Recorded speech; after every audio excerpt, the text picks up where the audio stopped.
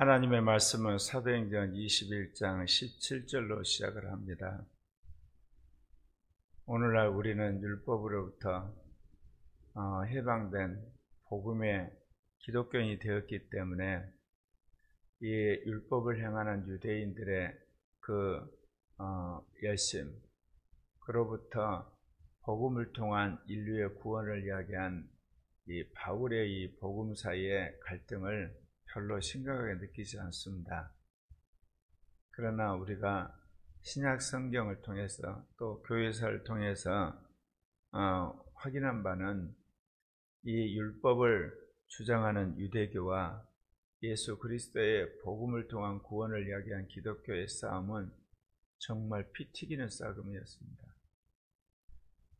율법이 우리에게 필요한 것은 맞지만 그 율법이 우리 인간을 구원할 수가 없는데, 율법을 지켜야 된다고 하는 이 모세의 명령을 구원을 이루는 수단으로 생각을 해버린 겁니다. 그러니 예수를 믿음으로 구원받는다고 하는 것과 정면으로 충돌하는 거죠. 용서할 수가 없는 거예요. 그래서 이 유대교의 율법과 할례에 집착하는 사람들이 예수를 믿어도 그 전통을 그대로 가지고 온 겁니다. 이런 것들은 교회사에서 계속 반복되거든요. 로마 캐톨릭이 수많은 이단들이 나타나니까 어떻게 하면 이 문제를 해결할 것인가. 그래서 사도의 전통을 이은 교회의 구원이 있다고 이야기를 했어요. 현상적으로는 교회의 구원이 있는 것처럼 보이죠. 그래서 한동안 그것이 유효한 패러다임이 돼가지고 하나님이 사용을 하셨는데, 나중에 교회가 부패하고 썩어버렸습니다. 그럼 어떻게 되는 겁니까? 그럴 때는 성경의 말씀에 따라서 올바른 믿음을 가진 사람이 구원받았다고 하는 진리를 드러내야 되니까, 주님이 교회의 구원이 있다면 패러다임을 폐기하고 성경에 있는 복음을 믿은 사람이 구원을 받는다고 하는 종교개혁을 한 겁니다. 그런데 오늘날 이제 교회는 어떠냐? 성경으로 돌아가는 말씀을 문자적으로 적용을 해서 또다시 율법화가 된 겁니다. 그래서 성경에 있는 문자적 해석을 하지 않으면 전부 다 이단이라고 그러고 사입이라고 그러고 신비주의라고 매도를 합니다. 주님이 일어난 때 이제 우리에게 성령으로 돌아가고 성령 안에서 올바른 복음을 적용함으로 성경을 성취하는 새로운 사람들을 주님이 등장을 시키는 거죠. 그런 사명을 우리에게 주신 겁니다. 그래서 복음을 믿은 사람에게 성령이 오시고 성령이 충만한 우리가 성경에 있는 모든 주님의 약속과 계명과 그리고 주님의 선교적 명령을 실천하는 거룩한 하나님의 사람들을 세우는 것, 성도를 세우는 것이 시대적인 우리의 사명이고, 또 이거를 한국과 아시아 전 세계 가운데 우리가 전해야 될 줄 믿습니다. 바울이 이제 예루살렘에 이르렀습니다. 믿는 형제 자매들이 이 바울 일행을 영접을 했습니다. 이튿날 바울이 함께 야곱에게 들어갔습니다. 야곱은 예수님의 동생입니다. 예수님이 훈련시키고 또 세운 12사도 중에 한 사람인 야고보 사도는 일찍이 순교를 했습니다. 여기 나오는 야고보는 예수님의 동생 야고보 사도를 말합니다. 그러니까 예수님의 동생이 오늘날 말하면 예루살렘 교권을 완전히 장악하고 있는, 아마도 사도들의 지도자가 되어 있었던 거죠. 근데 거기에 갔더니 장로들도 함께 있었죠. 바울이 무난하고 하나님이 그동안 자기 사역으로 말미암아 어떻게 이방인 가운데서 수많은 영혼들을 구원하고 교회를 세우신 일을 보고를 합니다. 그러니 거기에 있는 야고보와 장로들이 하나님께 영광을 돌리고 감사를 하죠. 그들이 듣고 하나님께 영광을 돌리고 바울더러 이르되, 형제여, 그대도 보는 바에 유대인 중에 믿는 자 수만이 있으니 다 율법의 열성을 가진 자라. 모세의 할례와 율법에 젖어 있던 사람들이 예수 그리스도의 복음을 믿지만 그들은 예수 그리스도의 복음과 더불어 율법을 지켜야 구원 얻는다는 생각이 그야말로 온몸에 아예 육화된 인간들입니다. 그래서 오늘 여기 보면 유대인 중에 믿는 자 수만 명이 있으니 다 율법의 열성을 가진 자라. 이게 예수 그리스도의 복음을 믿어도 옛사람을 청산하지 않으면 복음보다도 옛사람이 사람을 압도하는 겁니다. 예수 그리스도를 믿음으로 이제 영으로 사는 사람들이 돼야 되는데 율법을 지켜야 되는 거예요. 우리 안에도 이런 것들이 있어요. 11조를 해야 구원 얻는 것 같은 분위기를 형성해서 심하게만 교인 호주머니 터는 목사들, 아주 악한 거예요. 이게. 영혼의 구원에 관심보다는 헌금하는 데 관심 있고, 또 예수 그리스도를 믿음으로 변화돼서 교회에 봉사하게 하는 게 아니라 봉사를 해야만 하늘에 상이 있는 것 같은 봉사를 강요하는 분위기로 가는 것, 이것도 악한 거예요. 또 열심히 복음을 전하는데 성령이 감동돼서 전해야 되는데 복음을 전하게끔 해서 교인들을 전도를 하게는 부려먹는 목사, 이것도 악한 거예요. 하나님께서 우리에게 요구하는 것은 율법적인 명령이 아니에요. 예수 그리스도의 사랑이 그 사람을 변화시키고 그 사람이 그 사랑에 감동이 되어서 스스로 자신이 헌금을 하고 봉사를 하고 전도를 하고 그리고 기도를 하고 그러는 겁니다. 그런데 항상 이렇게 목회자들이 여러 가지 이유를 대지만 이 율법적인 걸 도입하는 거예요. 율법과 복음의 차이는 뭐냐? 우리 안에 오신 성령이 그 사람을 설득시켜서 그렇게 살게 하는 건 복음이지만 그런 믿음을 뛰어넘어서 율법이 먼저 돼서 사람을 강요하면 다 율법적이 되는 겁니다. 너가 이방에 있는 모든 유대인을 가르치되 모세를 배반하고 아들들에게 할례를 행하지 말고 또 관습을 지키지 말라 함을 그들에게 들었도다. 자, 바울이 우리가 모세의 어떤 그 율법이나 할례나 그런 것들을 지켜서 예수를 믿는 것이 아니라 예수를 믿으면 우리 안에 오신 성령이 우리로 하여금 하나님이 기뻐하는 백성이 되게 하고 이제 주를 사랑하는 사람들은 계명을 지키는 것이다. 순서를 바꿔놨는데 그들은 거꾸로 생각한 거예요. 모세의 율법을 거부하고 모세를 배신하고 그리고 할례를 거부해서 할례를 받지 말라고 했구나. 그래서 모세를 잡아 죽이려고 그런 겁니다. 예. 그런데 이것이 영적으로 보면 사실 그들이 그렇게 분노하는 것도 합당해요. 왜 그러냐면 이 바울의 입장에서는 할례가 관심이 아니에요. 모세의 율법도 관심이 아니고, 그러니까 그들은 모세가 말하는 할례라든지 율법이라든지 전통을 지키는 것을 가장 중요하게 여기는 거니까 이런 심정도 나름대로 이유가 있어요. 모세 이 녀석은 한마디로 바울은 모세로부터 내려오는 이 유대인의 아름다운 전승을 완전히 깨트리는 역적이라고 생각한 거죠. 왜냐하면 그걸 강조를 해야 되고 그렇게 살도록 사람들을 의식화를 시키고 계속해서 그거를 명령을 내려야 하는데 바울은 명령을 안 내리잖아요. 예수 그리스도의 복음을 전하고 성령을 따라 살고 주님이 말씀하신 것에 따라서 이제 영으로 서로 사랑하라, 그런 이야기를 하니까 이런 생각을 하게 되는 거죠. 그러니까 야고보가 어떤 사람인지 아시겠죠? 야고보는 유대교의 문화의 전통에 굉장히 호의적인 사람입니다. 그래서 뭐라고 이야기를 합니까?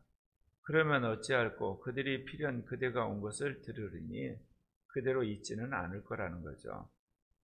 우리가 말하는 이대로 해라 그러면서 타협안을 제시합니다.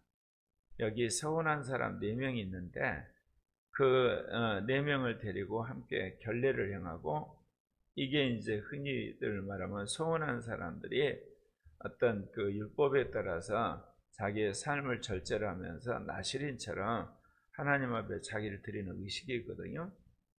그래서 그 비용을 너가 대고 머리를 깎게 해라. 그래서 지금까지 한 이야기가 사실이 아니란 것을 사람들에게 이야기하라. 그렇게 이야기를 합니다. 예. 그러면서 그대도 율법을 지켜 행하는 줄로 알 것이라. 야고보가 바로 예수를 믿었지만 율법을 강조하는 것이 느껴지죠. 실제로 야고보서를 보게 되면 그런 내용이 있잖아요. 행함이 없는 믿음은 죽은 것이다. 맞는 말이지만 야고보서 전체 분위기는 율법을 지켜야 된다는 걸 강조하는 그런 이게 논조 속에 세워져 있는 거거든요. 근데 바울은 뭐냐? 예수 그리스도를 믿는 사람에 오신 성령이 이제 우리에게 법을 새김으로 이제 주님이 기뻐하는 이웃을 사랑하는 계명을 실천한다고 하는, 그러니까 안에서부터 성령이 점진적으로 하나님께서 그 사람을 감동시켜서 계명을 지키게 되고, 그리고 이제 서로 사랑하는 그런 사람이 되는 단계로 점진적으로 영 안에서 가는 걸 이야기한다면, 야고보는 단언적으로 율법을 지키라는 거죠. 믿음으로. 근데 이게 이제 오늘 여기서 보게 되면 너가 율법을 지켜 행하는 줄을 사람들을 알게 하라. 한마디로 유대인들의 요구에 응하라는 거죠. 주를 믿는 이방인에게는 우리가 우상의 제물과 피와 목매어 죽인 것과 음행을 피할 것을 결의하고 편지하였느니라. 이게 이제 예루살렘 회의에서 그때 합의한 상황 아닙니까? 예수 그리스도를 믿음으로 하나님의 자녀가 되고 그 증거로 성령이 오셨다는 것에 만족할 수가 없죠. 워낙 이 유대인 출신 기독교인들이 모세가 요구한 율례와 할례를 지키라고 이야기를 하니까 그 타협안으로 만든 것이 네 가지입니다. 이제 그것을 결의하고 편지를 했다는 거죠. 이제 바울이 이 야고보 사도의 권위에 한마디로 압도돼 가지고 거기에 따릅니다. 바울이 이 사람들을 데리고 이튿날 그들과 함께 결례를 행하고 성전에 들어가서 각 사람을 위하여 제사 드릴 때까지 결례 기간이 만기된 것을 신고하니라. 거기서 말한 절차에 따라 결례를 시작하고 결례가 다 끝난 것을 또 나름대로 알렸다는 거죠. 그러니까 예루살렘에 있는 이 유대교 출신의 기독교인들의 요구에 나름대로 부응하기 위해서 타협한 대로 그가 실행을 했어요. 그래서 이 문제가 다 해결된 줄 알았는데 무슨 일이 벌어졌냐? 사도 바울이 터키 지역 그리고 넘어가서 그리스 지역에 가서 복음을 전했지 않습니까? 1차, 2차, 3차. 그때 바울이 선교하는 것을 목도했던 아시아로부터 온 유대인들이 성전에서 바울을 보고 무리를 충동합니다. 이스라엘 사람들아 도우라. 이 사람은 각처에서 우리 백성과 율법과 이곳을 비방하여 모든 사람을 가르치는 그자인데, 한마디로 뭐예요? 이스라엘 민족의 정통성 그리고 율법 그리고 그 예루살렘 성전을 비방하여 사람들을 가르쳤던 자인데 헬라인까지 성전에 데리고 와서 더럽혔다. 이 사람을 잡아 죽여야 된다. 이제 그런 식으로 선동을 하는 겁니다. 선동하는 사람들은 어떤 한두 가지를 확대를 해가지고 사람들의 분노를 부추기죠. 그래서 사람들이 합당한 토론이라든지 그 문제 전말을 사람들이 인식을 시키는 게 아니라 딱 잘라버리고 그 사람을 극악무도한 여기 보면 배교자 내지는 모세 율법이라든지 그런 것들을 완전히 깔아뭉개고 예루살렘 성전을 회파한 그런 주동자로 지금 몰아가는 겁니다. 이는 그들이 전에 에베소 사람 드로비모가 바울과 함께 시내에 있음을 보고 바울이 그를 성전에 데리고 간 줄로 생각. 시내에서 바울이 이 헬라 사람 드로비모와 같이 있는 걸 보고 틀림없이 바울이 얘를 데리고 성전 안에 들어갔을 거라고 속단을 하고 여기 선동을 한다 그 이야기입니다. 온 성이 소동하여 백성이 달려와 모여 바울을 잡아 성전 밖으로 끌고 나가니 문들이 곧 닫히더라. 결국 바울이 야고보 사도의 요구에 따라서 결례를 행했던 그 모든 것들이 아무 소용이 없습니다. 거기 있던 그 예루살렘에 거주하고 있는 사람들에게는 나름대로 타협책이 유효를 했지만 아시아 지역에 있는 유대인들이 와가지고 선동을 해서 바울은 이제 그들에게 붙잡히게 되고 자칫하면 이제 죽을 상황까지 되게 됩니다. 예루살렘이 열어나는 소문을 듣고 군대 천부장이 와서 급히 군사를 풀어가지고 이 무리로부터 바울을 이제 구해냅니다. 이에 천부장이 가까이 가서 바울을 잡아 두 쇠사슬로 결박하라 명하고 그가 누구이며 그가 무슨 일을 하였나 이제 그 자초지종을 묻습니다. 아까 말한 것처럼 아시아에서 왔던 유대인들이 이 바울과 그 일행들을 선동했기 때문에 그들의 진술이 정확할 리가 없습니다. 이 사람은 이야기하고 저 사람은 저 이야기하고, 그러니까 천부장이 그들의 이야기를 듣고 도대체 그 진상을 알 길이 없습니다. 그러니까 바울을 영내로 데리고 가라고 이제 명합니다. 그것은 바울의 생명을 구하기 위한 거죠.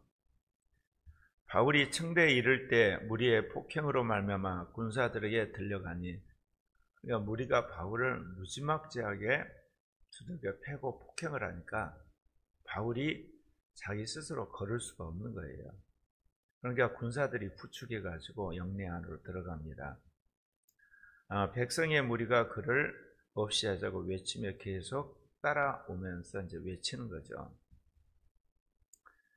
결국은 예언한 그대로 비록 바울이 야고보 사도의 타협안에 따라서 네 사람의 결례를 행하고 나름대로 모세의 율법을 어긴 거라든지 그거를 폐기한 건 아니라고 강변을 했지만 아시아 지역에 있었던 유대인 강경파들이 와서 결국은 무리들을 선동해서 바울을 잡아가지고 그렇게 엄청난 폭행과 그를 죽을 지경까지 두들겨 패버립니다. 하나님께서 여기 보면 천부장을 보내가지고 군사를 동원해서 겨우 바울을 죽음에서 건져내고 무리들과 격리하기 위해서 그 영내로 바울을 이제 부축해서 들여보냅니다. 그럼에도 불구하고 바울이 이처럼 복음을 전하기 위해서 죽음을 무릅쓰고 예루살렘에 가고 또 예루살렘 성전에서 결례까지 행한 것, 하나님이 이 바울의 충성을 보시고 하나님께서 역사를 해서 목숨을 건져냅니다. 이후에 이제 모든 과정은 바울이 재판 과정에서 어떻게 예수 그리스도의 복음을 증언하게 되고 또한 그가 황제에게 상수함으로 말미암아 로마까지 가는 이야기를 하게 되거든요. 자, 이거를 우리가 볼 때 복음을 과연 이렇게 전해야 될 필요가 있냐 이런 생각을 우리가 하기 쉽죠.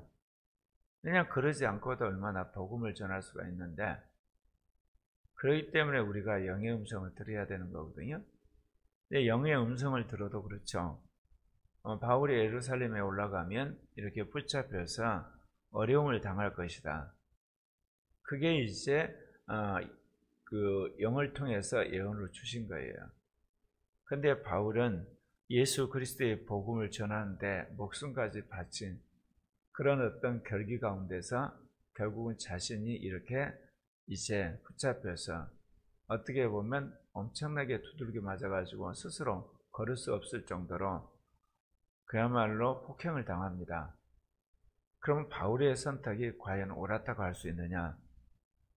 우리는 항상 우리의 현재의 목숨, 이 땅에서 우리가 누리는 하나의 삶의 어떤 권리 또는 인권, 그런 차원에서 우리의 삶을 평가하는데 우리는 철저하게 하나님의 눈에서 평가를 해야 되거든요.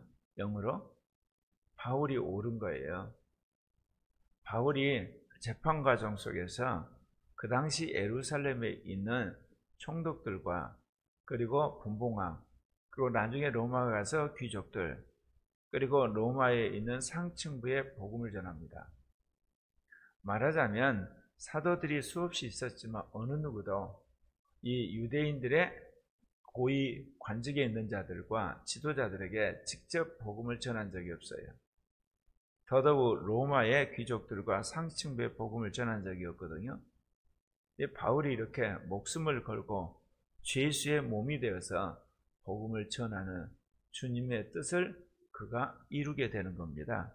그런데 여기서 이제 우리가 주님이 말씀하신 예언과 그리고 인간의 선택 사이에서 어떤 거냐? 주님은 우리에게 억지로 순교하라고 하지 않습니다. 억지로 하나님께서 헌금하라고 그러고 억지로 봉사하라고 그러고 억지로 수고하라고 그러고 억지로 오지로 가라고 하지 않아요.